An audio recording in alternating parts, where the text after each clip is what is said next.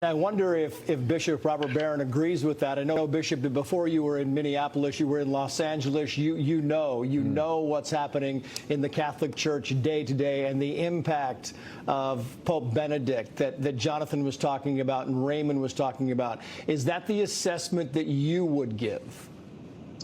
I would say this. He was, I think, above all, a man of Vatican II. I mentioned he came there as a young man. He had a huge influence at the Second Vatican Council. And during the council, he would have been seen as more of a liberal because he was for the conciliar reforms. He was against some of the conservative forces at that time that didn't want those reforms.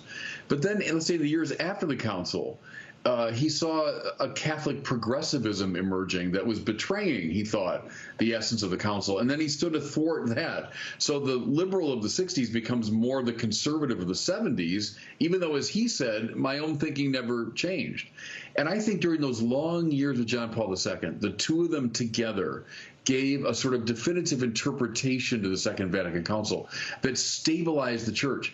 I came of age, in the period right after the council, and I remember balloon masses and clown masses and priests coming up the aisle on motorcycles. And I remember that crazy period. And I think maybe the great contribution of both John Paul and Benedict working together was to stabilize the church and to give a definitive interpretation to Vatican II. So I'd say that's where his impact is felt very much to the present day.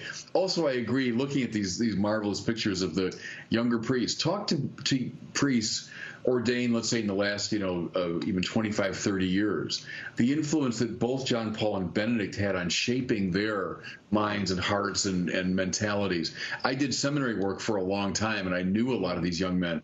Benedict was a very important player for them. So there's the future of the church, if you want. But I'd say he's a man of Vatican II par excellence. Yeah.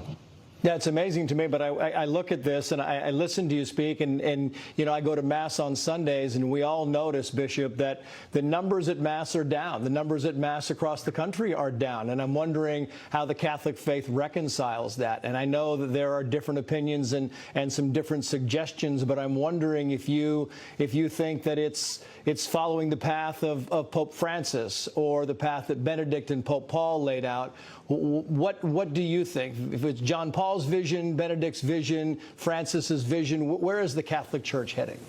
Well, I'll tell you, I'll bring all three of them together because they're all successors of the great conciliar vision, which was the new evangelization, as John Paul II put it. But Benedict as well, Francis as well, would affirm the importance of the new evangelization. So announcing Christ in a way that's fresh, that uses new technology, that uses language from our time, that appeals to the generation now that's feeling more alienated. But that's still the program, it seems to me, and it comes right out of the text of Vatican II. And it's been assumed by all the post-conciliar popes. So that's the challenge of our time. The way a number of us are using social media and so on to evangelize, I think, is part of that.